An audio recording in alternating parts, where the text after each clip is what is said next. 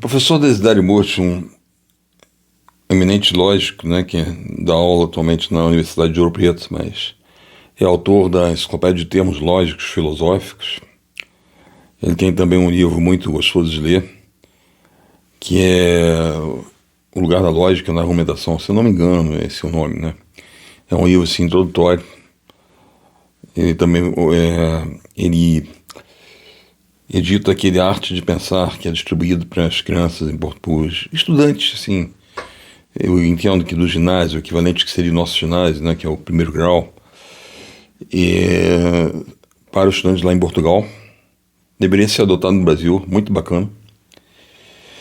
E uma das coisas que ele fala é que a falácia do argumento da autoridade, ou seja, em que se quer firmar verdade no que alguém fala, pela autoridade que ela tem no assunto, não sei, uma pessoa célebre, um grande cientista, né? Por exemplo, um grande historiador, que às vezes ela não é uma falácia do argumento da autoridade. Por quê? Ela não é uma falácia. Porque, por exemplo, existem estados assim basais de aprendizado, como na infância, né, em que uma criança não tem o mínimo recurso para discutir com um professor de biologia o valor e a verdade daquelas teses lá que estão apresentadas. Ela não sabe nada, né? Hoje em dia a gente sabe que as mitocôndrias são responsáveis pela respiração celular. Eu até me esqueci, né? Lembrando assim, por exemplo, e como que eu vou saber? Não, professor, não é. Isso aí, então, nem sempre a gente vai poder questionar a autoridade que a gente está ensinando, dependendo do nosso nível de conhecimento. Se é uma coisa elementar que ele está ensinando, a pessoa tem que aprender e acabou.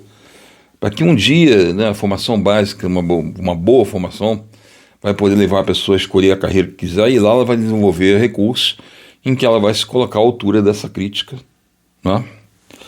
E aí sim, não vai valer mais o argumento da autoridade. Por exemplo, dizem que Gödel, né, quando apresentou a prova dele da teoria da incompletude, quando foi apresentado para o Hilbert, né, que era um grande matemático, ele contrariava a ideia de Hilbert de que podia ser provado que a aritmética não era capaz de produzir inconsistência, e ele contrariou essa presunção. Era uma das provas exigidas, alguns dos problemas que faltavam ser resolvidos na matemática, ou seja, provar que a lógica nunca vai produzir inconsistências, contradições. É um dos 23 problemas, né, que Hilbert havia proposto para se resolverem todos os problemas que foram serem resolvidos na matemática. E que a única coisa que ele teve a dizer: uma prova é uma prova, uma prova é uma prova. Quando nós tratamos das ciências que não são ciências causais, que são ciências normativas, né, do dever ser, né, como o direito, por exemplo, né, o direito prescreve normas que devem ser cumpridas e tal. Ou a filosofia, que não é nem ciência, aliás, né, a filosofia não é ciência, mas o conhecimento, a atitude não é tão essa como a do Hilbert, não. Primeira coisa que a pessoa fala é que você não entendeu.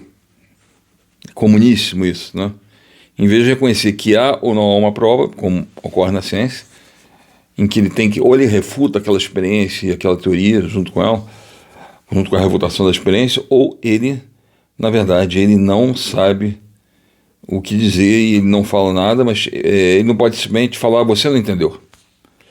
Mas já no âmbito das coisas, dos saberes não exatos, né, classificação um tanto ainda precária, né, ainda não rigorosa, mas podemos falar assim, é muito comum aliás, é muito comum, não parece que é uma regra, né? A primeira coisa que a pessoa fala: você não está entendendo nada, você não entendeu como é aquela linguagem, você não sabe nada do que eu li. Então, por exemplo, o Sokal, né? Sokal era um físico, e ele percebeu que aqueles autores franceses, os chamados autores continentais, né, eles faziam um discurso altamente prolixo, altamente elaborado, dentro de uma linguagem que quase ninguém entendia nada. São muito chatos de ler, né? Vá você ler a gramatologia do Derrida, por exemplo, que é o principal deles.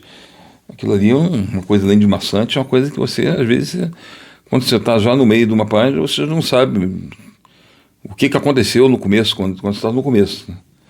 É, são muito chatos de ler. O Heidegger também é muito, né? Muito entediante.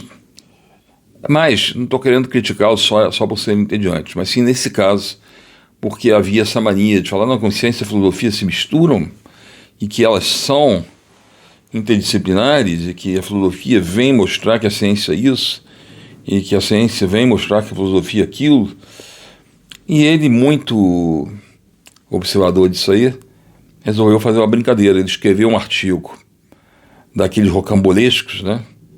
Em que no final parecia para os autores, né, para os editores, que ele, como um fisionomado, ele estava colocando um pé dentro da filosofia, assim, muito da maneira como aqueles autores faziam, e escreveu uma coisa que não queria dizer absolutamente nada, que era cheio de erros. Eles não entenderam que era cheio de erros e tal. Eu não sei se foi isso, teria que estudar melhor, mas que o caso do não entendimento foi assim ocultado com acatamento. Não, eu não estou me entendendo nada, mas esse cara é um físico e tudo, então para não dizer que eu não entendi nada, que aquilo não quer dizer nada, eu vou publicar como se fosse uma grande coisa. Pode ser que tenha sido isso.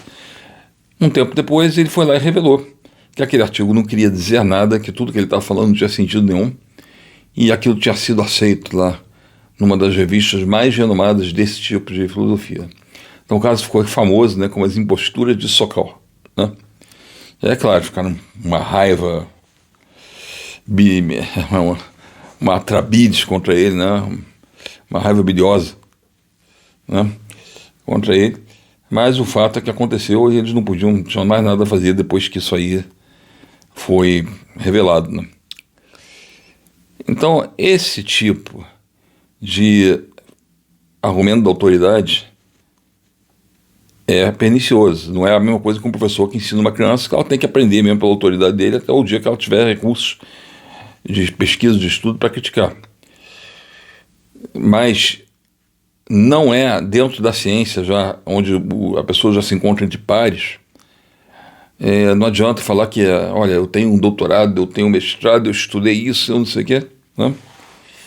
E no caso da tal professora, a professora Jaqueline Muniz, ela inicia a sua exposição falando que ela tem um doutorado, mestrado, que ela já estudou isso, que tem várias polícias que já aprovaram os protocolos que ela criou e que ela fez junto com outras entidades policiais e que foi muito bem recebido, e que ela faz parte de uma banca. Estou falando daquela entrevista, daquela live que ela teve com o delegado Piton, né? E que ela já fez lá, seguindo os protocolos dela, já fizeram uma invasão não sei aonde, e que, enfim, a operação foi um desastre, por isso, por aquilo, por aquilo. A gente já vai mergulhar para não ficar apenas no método discurso, né, fazer o discurso sobre discurso, né, que por enquanto nós estamos fazendo como uma introdução, e numa torrente de palavras que não para, uma coisa assim, com um fluxo que eu me surpreendi muito, assim, pelo impulso que ela tinha de falar aquilo de uma maneira assim que se tornava não possível uma intervenção, como se ela estivesse proferindo uma verdade que não pudesse ser contestada até aquele ponto, né? Os títulos dela como parametrizadores de uma conclusão, o fato dela ter aqueles títulos, né? E o que acontece é que você anunciar os títulos que você tem não é a mesma coisa que você dar campo para que se manifeste a substância que eles outorgariam pelo conhecimento que eles representam, ou seja, aquilo por que você tem os títulos, né? O que levou você a ter aqueles títulos, que é realmente o conhecimento que se acumulou, e como você tem a capacidade, então, de fazer a produção de saber, a produção de conhecimento para os outros, porque você está mais gabaritado, você está mais aprofundado naquela matéria, e você realmente tem uma bagagem que não pode ser desprezada, né? Isso é uma coisa. Agora, você colocar, olha, eu fiz esse doutorado, fiz aquele mestrado, não sei, e a pessoa se demora muito, às vezes de uma maneira um pouco agressiva, né, como foi a maneira como você colocou, e isso aí já produz uma aversão a esse autoritarismo do saber, que às vezes pode ser até injustificada, pode ser injusta, Pode ser que realmente a pessoa detenha aquilo, mas ela não precisa se apresentar assim. O Aristóteles dizia que com quem não se conhece os princípios não se discute. Então, se você, no meio de uma discussão, você percebe que a pessoa não conhece princípios básicos e que você tem que inventariar princípios básicos que ela deveria conhecer para estar falando daquilo, às vezes aquela discussão não pode ir adiante. Ou pessoas que não sabem argumentar, ou seja, que elas entendem que ela não precisa responder o que o adversário falou, isso é a coisa mais comum na esquerda, chega a ser irritante, cansativo. Você fala, apresenta várias noções, vários argumentos, que argumentos são tudo aquilo que pode fazer chegar a uma conclusão. A pessoa não responde nada daquilo, ela acha que pode passar e falar de outra coisa.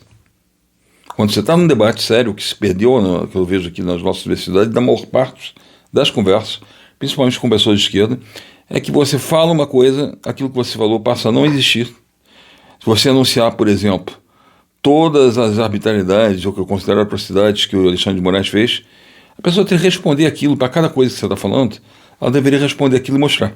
Não, mas ela não se ocupa daquilo.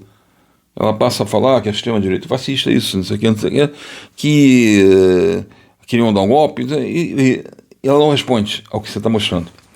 Então esse não é um debate. Porque um debate é o quê? É uma escala de argumentos que vão uns sendo consequências, sendo refutações aos outros, e vai se escalando até o momento em que, olha, chega uma hora em que um deles vai ter que prevalecer.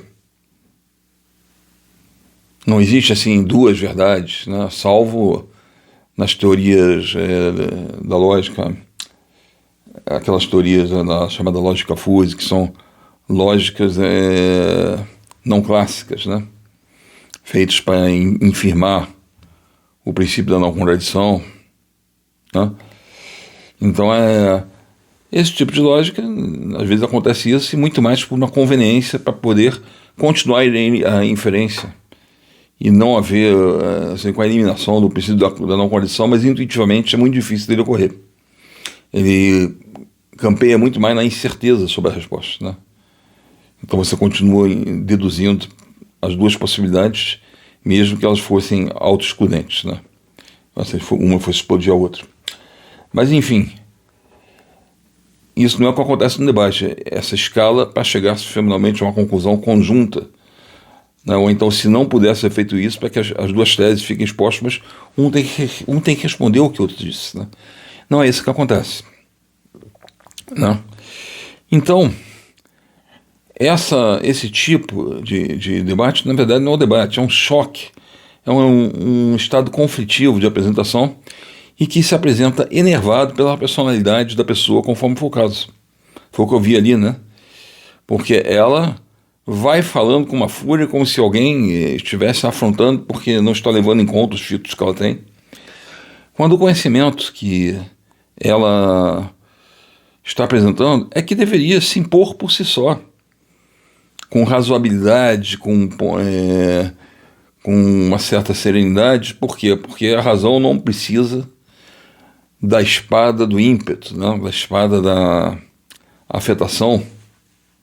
Quando você coloca uma coisa com toda claridade e com premissas que conexam de si e que você vem a gerar com elas uma conclusão, uma outra definição de argumento que a gente pode dar, você não precisa dessa esgrima inflamada como ela se apresenta. Então ali já estava um momento assim, talvez ela vindo de outros debates, vindo de uma precedência já conflitante, em que ela tenha sido atacada, ridicularizada, tudo. Então ela veio para mostrar quem ela é, olha quem eu sou, vocês não estão sabendo com quem vocês estão falando. E aquilo ali depois não se confirma nas coisas que ela enuncia.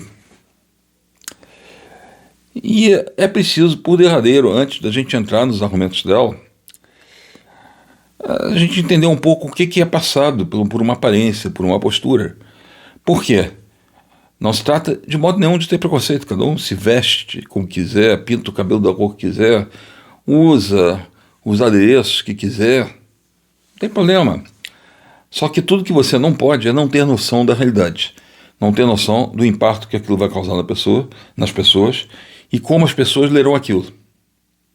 Você não pode, a pessoa se pinta todo de vermelho, a cara, cola um abacaxi na testa, depois cola umas penas e sai com uma tanguinha de Tarzan e começa a ficar furiosa porque os outros estão rindo, porque os outros estão falando. Se a pessoa fizer isso, ela realmente é uma pessoa que precisa de tratamento, porque ela não tem noção, perdeu a noção da realidade. Agora, se a pessoa fizer isso, souber que vai provocar todas essas ações, fizer por isso mesmo, e arcar com essas consequências, então ela não é louca, ela apenas é excêntrica. Ela pode fazer isso. Mas é uma diferença de postura que demarca nitidamente o grau de domínio da realidade que a pessoa tem. É evidente, né? A pessoa fica furiosa porque estão olhando para ela assim, como vocês estão olhando para mim assim? Então ela não está pensando, não está dominando o contexto todo da realidade externa a ela e como esse contexto e se comporta de fato. Ela acha que todos têm que ter a mente dela, né? A interiorização dela. Então ela já está num grau de disfunção, num grau de patologia, né? Mas muito bem, então a pessoa ela pode usar isso tudo, mas ela tem que saber qual é a mensagem que ela está passando. Tem aquele óculos que faz assim, um cabelo pintado de vermelho, que gerou muito meme, né? Compararam com Pica-Pau, compararam com os memes que colocaram, então não posso deixar de rir, que era realmente muito engraçado, né? Mas que pareceu, sobretudo, uma figura, no mínimo excêntrica, uma figura assim. O que ela está dizendo, o que ela está mostrando com isso? Minha opinião, como eu vejo isso, que ela está dentro de um viés contestatório. Um viés contestatório das coisas que estão estabelecidas esteticamente, das coisas que estão estabelecidas como estándares naturais, né? E que ela vai impregnar também. A impressão que vai dar, é inevitável, é que dá uma impressão de desequilíbrio, o conjunto, né, da aparência, com a necessidade de afirmação, que ou isso, aquilo, esse frame, isso dá essa impressão, e que a conclusão dela vai estar matizada por isso. Eu não tenho certeza, eu não sou médico, não sou psicólogo, estou fazendo a leitura que o senso comum faz aqui. Mas é que está, nós convivemos com uma forma de aprendizado, né?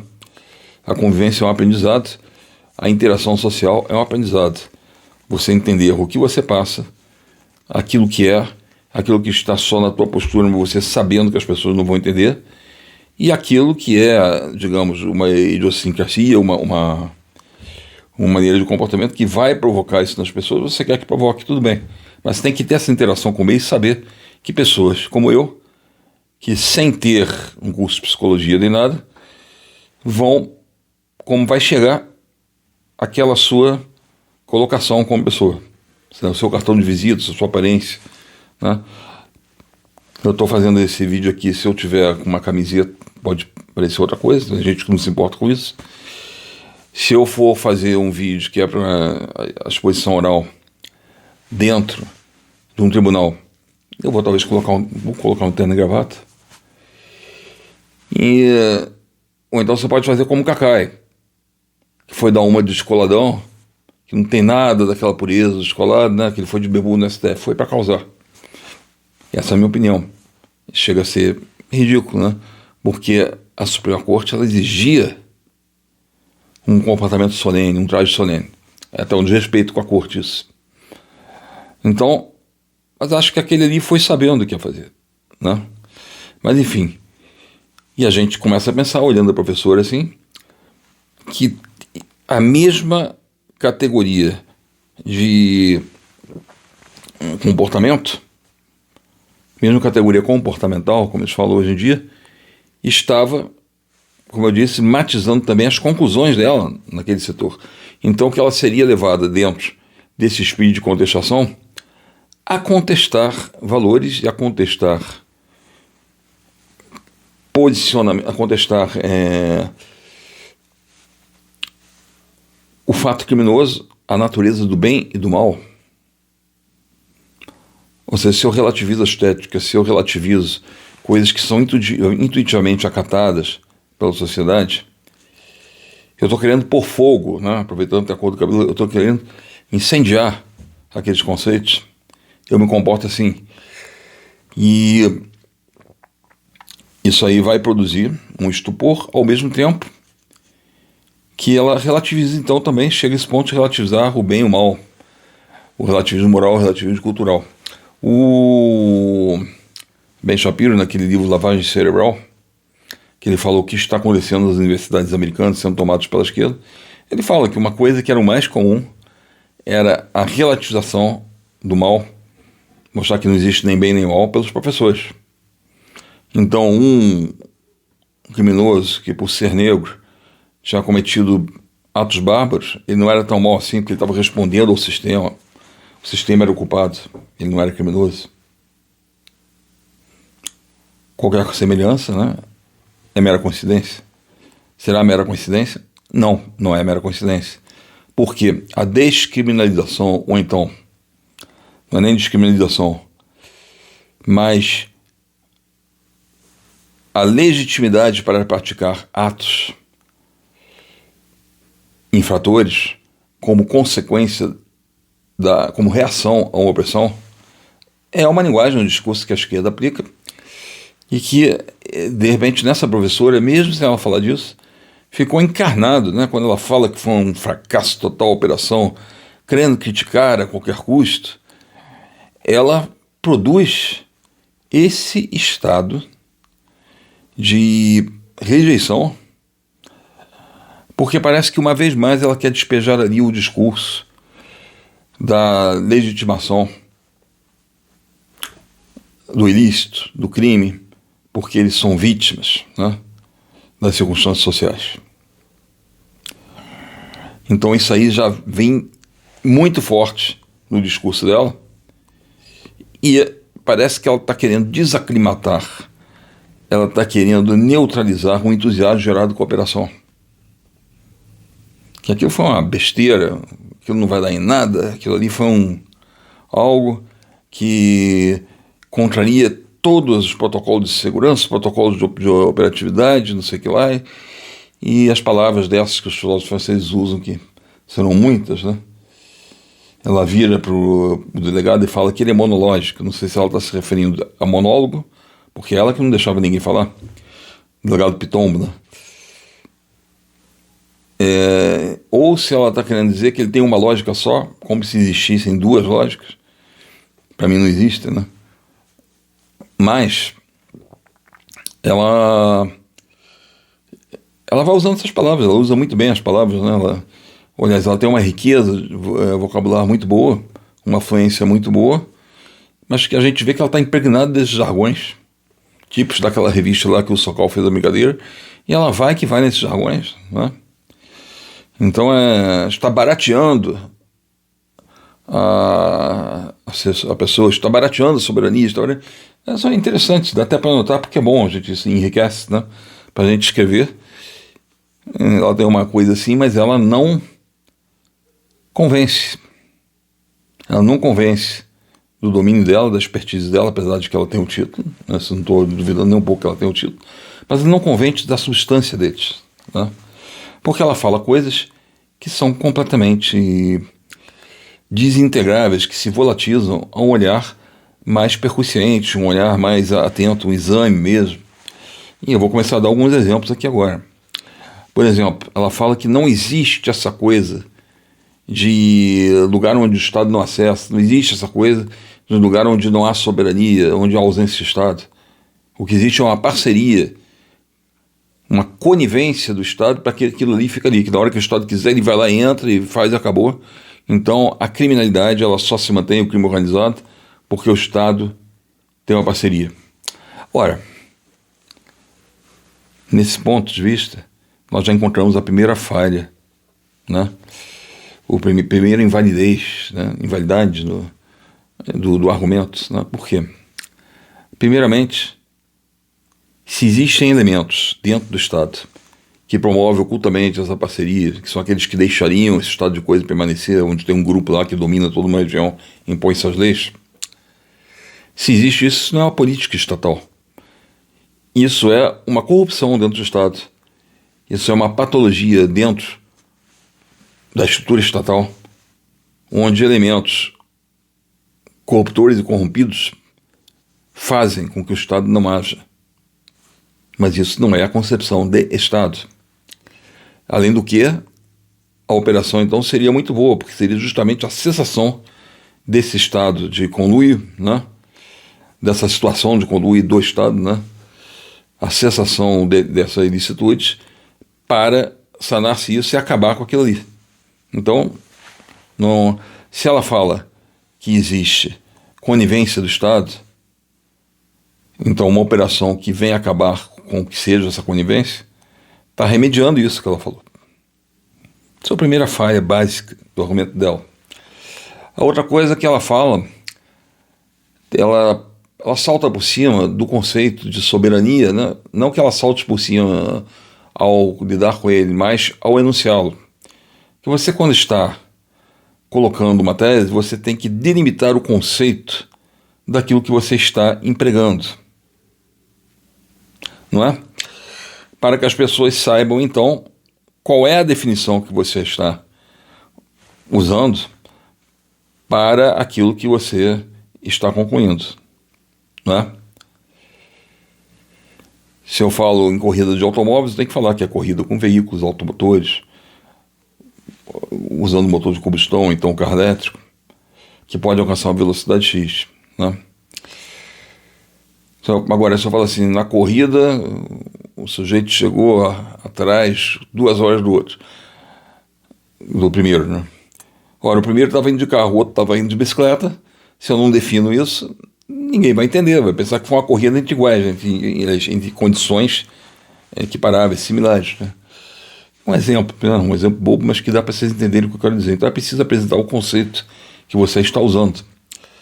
Então, vamos definir soberania. Soberania é a imposição por um Estado de um ordenamento jurídico sobre um território, sendo que não há nenhum poder acima desse. Então, isso é a definição de soberania. Logo, se eu tenho um território aonde as leis que funcionam para o Estado dentro de onde ele está, né, não funcionam ali e funcionam por um grupo que põe, é claro que existe uma subtração de soberania. Não importam, aí é outro erro dela, não importam as causas. Se foi uma leniência de algum funcionário corrupto, de um administrador corrupto, de um político corrupto, de um governante corrupto, não importa, o fato é que ali não tem a soberania. Existe um outro ordenamento jurídico. Então esse ordenamento jurídico não foi imposto pelo Estado. Foi imposto por uma deformação dele, uma velhacaria. Um ato de velhacaria faz com que aquele Estado permaneça.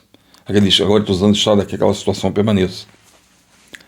Mas, na verdade, não importa quais foram os atos, o que importa é que naquele momento ali, as leis daquele Estado, onde se encontra esse território em separado, porque ali essas leis dele não funcionam, né? Então, em determinadas circunstâncias, existe aquele... me perdi na frase, mas existe aquele território onde está subtraído o ordenamento legal.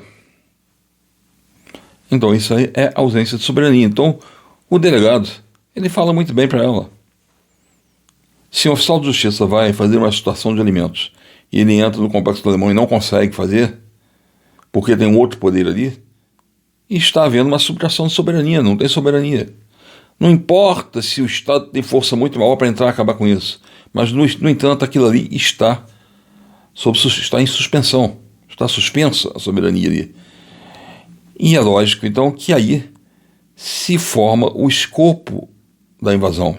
Recuperar território, recuperar a soberania. Recuperar o domínio daquele território pelo Estado. E nisso aí nós já esvaziamos uma outra crítica dela. Porque aquilo aí não vai ter o resultado, não vão prender os chefes, o tráfico vai continuar. Isso tudo é casuística. Tudo isso pode acontecer porque realmente uma coisa que é mal planejada não é a operação, é a pós-operação. Ou seja, um esforço hercúleo extraordinário é realizado para recuperar aquele território do crime e depois, se a polícia vai embora, vai voltando tudo. Então o que tem que ter ali? Recuperar o território e também permanecer no território, para que o Estado permaneça ali. Quando houve intervenção militar, os homicídios caíram, um monte de crimes caíram, não é? Então, é uma mentira que o escopo da operação fosse terminar com o tráfico. Eles não são ingênuos, assim, sabem que o tráfico vai continuar, até mesmo ocultamente, né?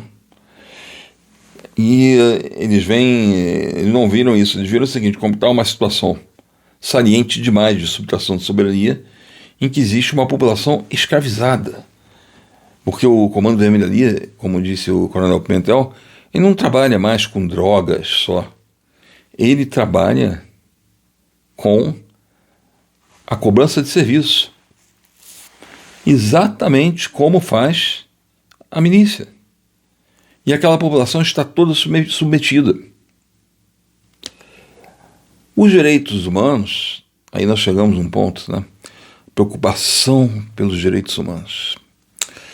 E também a ironia, o paradoxo de que um ministro que está enquadrado na Lei Magnitsky como violador de direitos humanos é o que vai averiguar se os direitos humanos foram respeitados ali. Então, o Brasil realmente é uma coisa assim, sui generis, né? Qual é o país que tem alguém que está enquadrado numa das leis mais severas internacionais, em que o país deveria ser submetido a esses pactos que ele mesmo consagrou, do qual ele é signatário, né? De direitos universais e tudo, então tem violação desses direitos.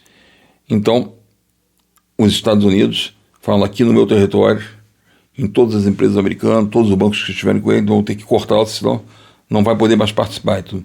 E ele está sancionado como violador de direitos humanos. É esse que vai averiguar, o Alexandre de Moraes, que vai averiguar se houve respeito aos direitos humanos, que nem a China, há pouco tempo, fazia parte da Comissão de Direitos Humanos, sendo um regime hediondo, horrível, assassino, genocida, com campos de concentração, e que matou 40 milhões, não, dizem que foi alguns falam 70 milhões, outros falam 30, 35, tem gente que fala até 100 milhões, né, na Revolução Cultural, em que todas as pessoas são controladas com seus atos, seus mínimos movimentos.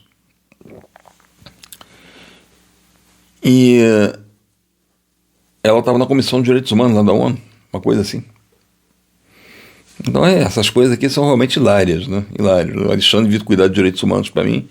Ele, que é um sujeito que violou toda a constitucionalidade que assegura os direitos fundamentais, ele vem lá agora averiguar isso. Então é muito engraçado. É o que o Brasil é, né? Então, quando nós falamos disso, desses direitos humanos, estamos esquecendo plenamente, né, o direito daqueles que são vitimados por essa comunidade deletéria, né? Seu direito de ir e vir, seu direito de falar, sua liberdade econômica, você tem que pagar ali o que eles querem, sua vida, né? Seus direitos fundamentais. Ou seja, a esquerda colabora à guisa de sustentar os direitos humanos dos marginais, como seres humanos que são, ok? Mas à guisa disso se sacrificar toda uma comunidade que se vê submetida a um estado de barbárie pior do que as piores coisas que a gente escuta da Idade Média, aquelas câmaras de tortura lá. Algumas coisas das quais nós ouvimos que os traficantes fazem, são coisas que chocam, que assustam, que estarrecem, que aterrorizam mais do que a tradição de séculos de tortura dentro das eras mais obscuras. Coisa assim que eu não consigo imaginar. Como o homem chega a essa degradação e não tem nada a ver com a miséria. Para você pegar uma faca de pão e começar a cortar os membros de um homem para que ele confesse uma coisa que você julga que é um delator, é um X9, como eu ouvi relatos feitos por pessoas que viram e viveram isso, para você fazer isso, você tem que ser um monstro. Você tem que ser um homem que já caiu da condição humana. E não é a miséria que produz isso. Tem pessoas que passam fome, mas são incapazes de cometer uma desumanidade. Então não vamos dizer que a miséria produz isso, ou que a miséria brutaliza tudo. A questão sobre o direito natural, sempre se opondo ao racionalismo, né?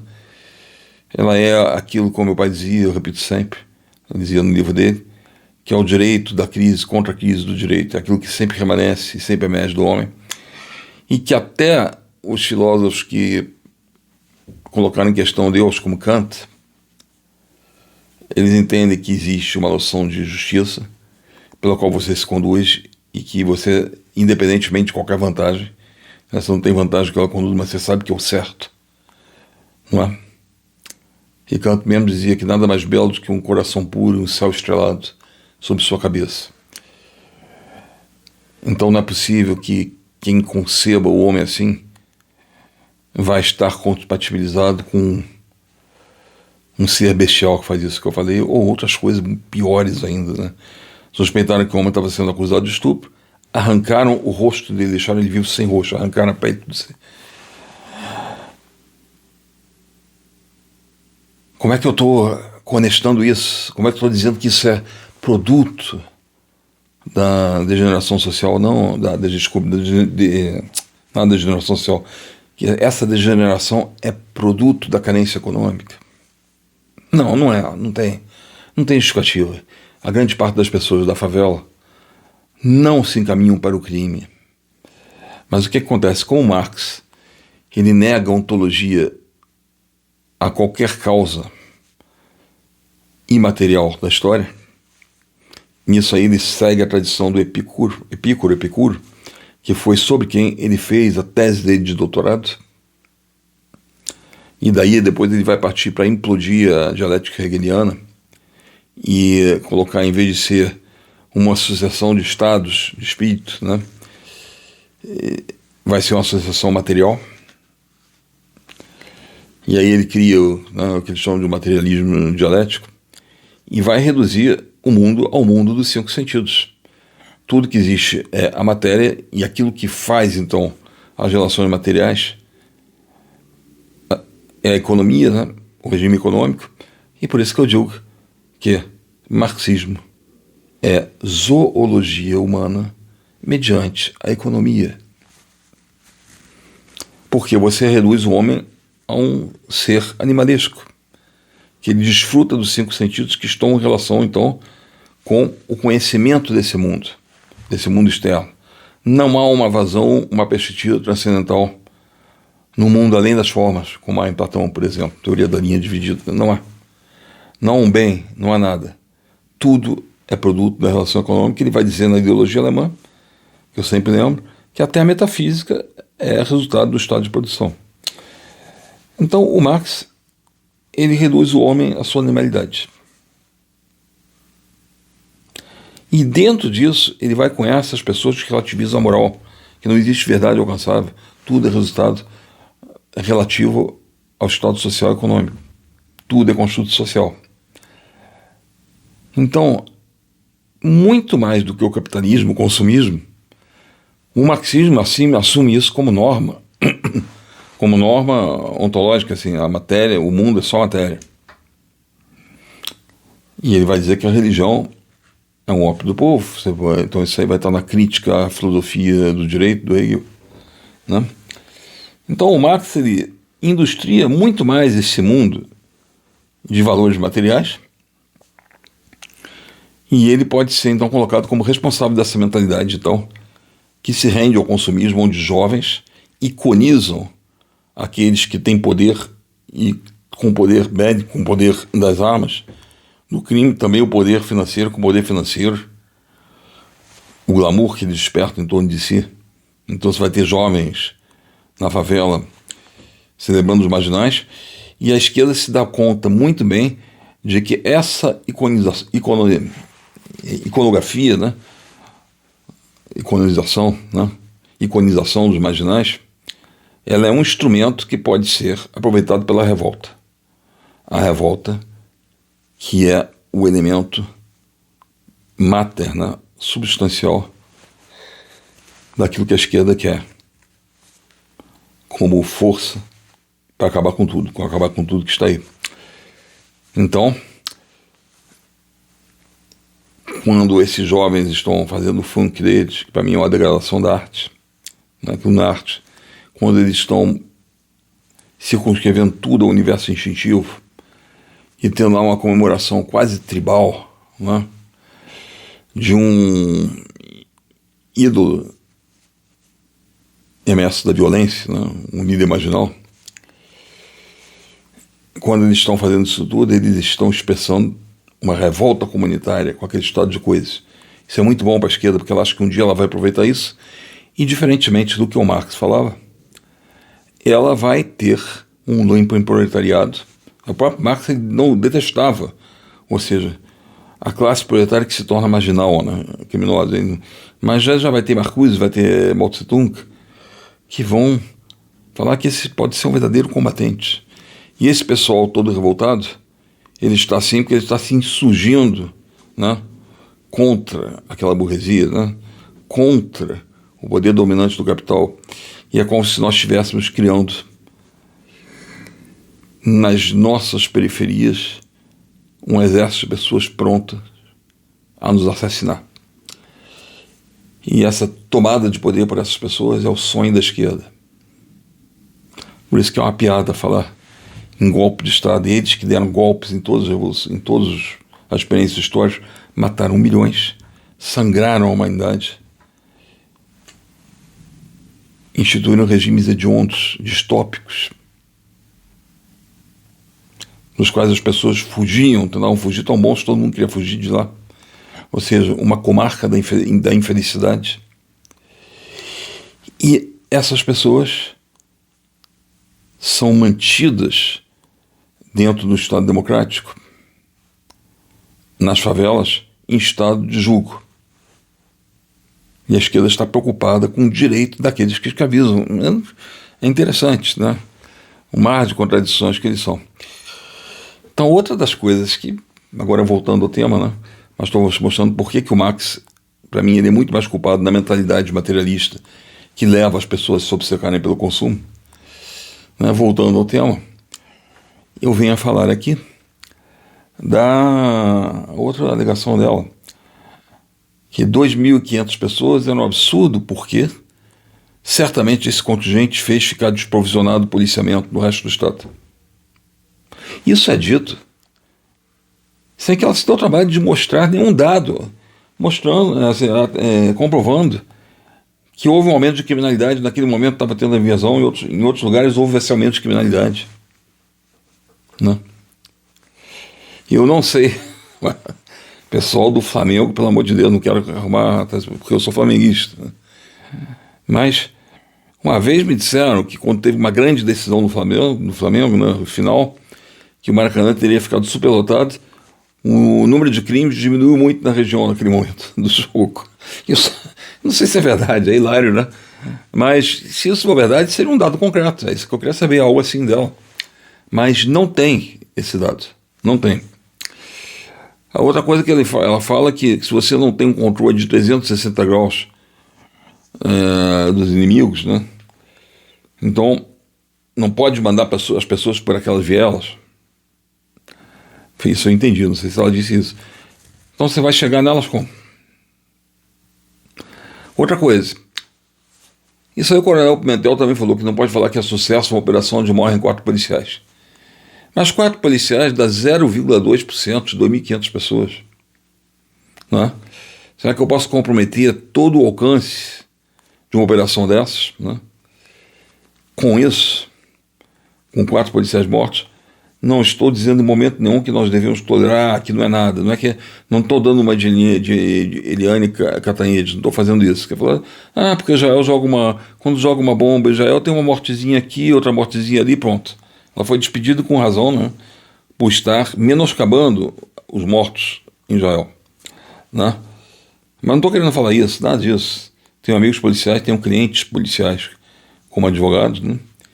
E jamais eu falaria que a vida deles não vale a pena, não sei, não, nada disso. Mas eu estou perguntando em termos operacionais.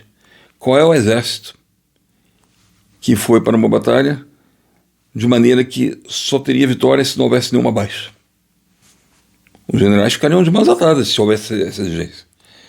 E aí chegamos a outra coisa aqui, que aquilo ali não é uma guerra contra o tráfico. Aquilo é um conflito armado não internacional, CANI, como diz o coronel Pimentel. A luta por um território é a luta pelo restabelecimento da soberania. E então, quando vem dizer que o escopo não foi alcançado, eles é que estão inventando o escopo. O que se queria era alijar o domínio do tráfico daquele momento ali, provocar uma séria baixa, e aí finalmente você vê os argumentos que com inteligência você conseguiria muito mais. Não. Com inteligência você localiza paióis, você consegue cortar certos fornecimentos, como de munição, armas, drogas, mas se eles continuarem ali do jeito que eles estão, eles vão continuar dominando o local. Vai chegar um momento que você vai ter que ter o confronto. E, com a ajuda da embaixada americana, pelo que parece, né, nos Estados Unidos, eles teve uma ação conjunta ali. Isso aí já é bem significativo, né, que os Estados Unidos já está agindo para destruir esses grupos, né. Isso deve ter assustado muito o governo federal, né? Porque se vocês não fizerem, eu vou fazer mais ou menos isso que os Estados Unidos está dizendo, em outras palavras, né? E eles conseguiram ter todas as informações que eles podiam ter. E foi um sucesso estrondoso, porque eles conseguiram empurrar para a mata os traficantes, e ali eles não se renderam, chegaram atirando. Já tem filmes disso, né, pelo que parece. E eles acabaram com quase todos eles que estavam por ali. O principal chefão, o tal do Doca, fugiu. Mas isso não quer dizer que não foi tomado do local. Ele continua mandando ali, continua, mas com umas baixas tremendo. Assim, uma míngua de poder muito grande. Agora, o Estado tem que ali se impor. Isso aí é outra história, né? E esses são outros argumentos que aparecem também. Porque sempre eles voltam, não sei o que. Não importa, está falando da operação. A operação foi bem sucedida, nesse sentido de recuperar território. Aí falam também de controlar o tráfico de armas. Eu percebi que no armamento apreendido, 105 fuzis, né? Eram fuzis que vinham de tudo quanto é lado. Não era uma fabricação de um país só, nada disso. E todos sabem que se você corta o fornecimento de arma, você faz uma grande apreensão do fornecimento de arma, não importa, o tráfico vai conseguir outro. E o Comando Vermelho tem muito dinheiro, e você pode... temos que cortar as artérias financeiras. Isso que vai resolver. Aí você vai lá e corta, o tráfico continua fazendo dinheiro tudo de novo. Inclusive agora, porque eles exploram isso dos serviços, né? Imagina a população do alemão quantos são. Vezes R$10 cada um, pronto. Em uma semana eles já estão com dinheiro de novo para fazer tudo. Então, esse papo furado de que você vai usar inteligência e você vai acabar, você pode usar a inteligência, só que tem 200 homens ali armados, eles vão continuar armados, né? Você não vai ter inteligência que os tire dali. Você vai minguar a força deles e eles vão conseguir equacionar tudo de novo, vão ver o que está acontecendo, aquilo vai se implantar. Então só tem uma solução permanente mesmo, é a permanência do Estado ali. Então essas são considerações que têm que ser feitas. Eu fiz o possível dentro do pouco que a professora transmitiu, que ela não conseguiu dizer para a gente onde a gente lê os protocolos dela, e nem por que esses protocolos teriam que ter o status de verdade científica. Para que tivesse status de verdade científica, eu teria que conhecer qual a definição de ciência que ela adota. É de Popper? É de Kuhn? É de Freezer? Von Freezer? Eu não sei. Mas a gente vai falar, porque eu tenho uma coisa científica. Ciência, assim, basalmente falando, é aquilo que é causal, necessário, universal.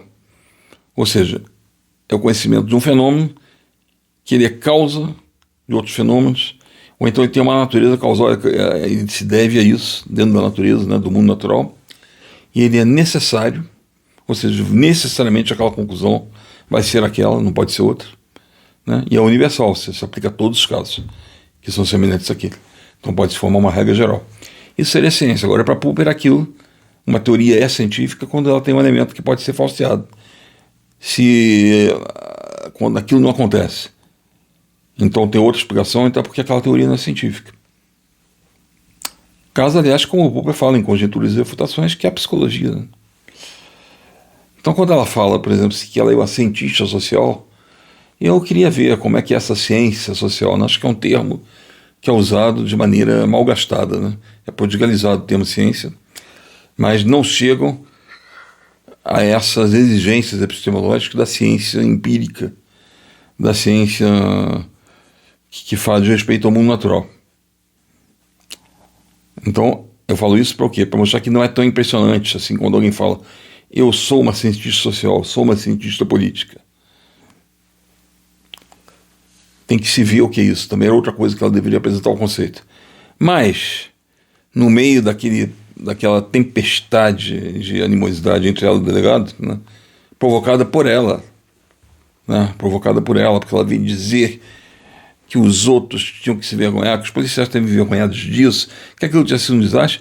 Então eu volto ao começo dessa exposição aqui, que as pessoas sentiram claramente que ela estava animada por um viés contestatório de tudo e querendo vilanizar a polícia. A impressão que as pessoas tiveram, essa impressão, né? Eu também tive essa impressão, né? Ela veio dentro daquele velho e raquítico, aquela velha e raquítica dicotomia entre a polícia como mal, a sociedade injusta, e os insurretos do crime como aqueles que estão dando voz aos oprimidos. E não é nada disso, eles são os maiores opressores. O DOCA, pelo que parece, é procurado por mais de 100 assassinatos. Tragicamente, matou 3 crianças porque roubaram uma gaiola dele, gaiola com passarinho. Então, esses senhores feudais das comunidades carentes, eles não têm nada que possa servir a emblematizá-los como expressão de uma revolta. Nada.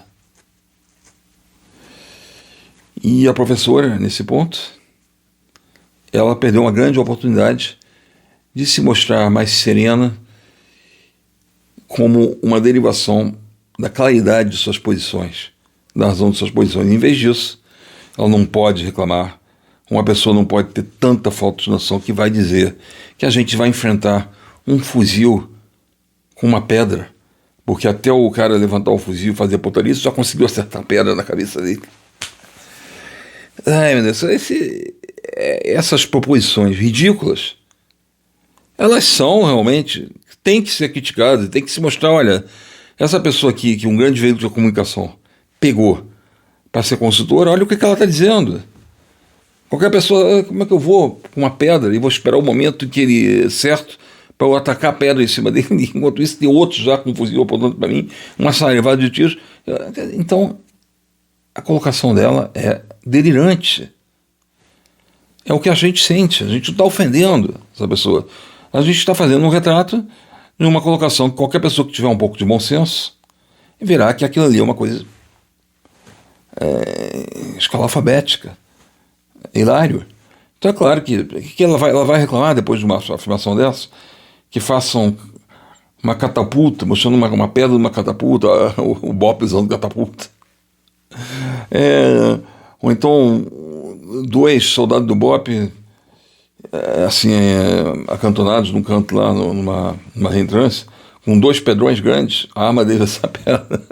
Foi hilário, é muito engraçado. Ela tem que, e isso é outra coisa que a esquerda tem que entender, né?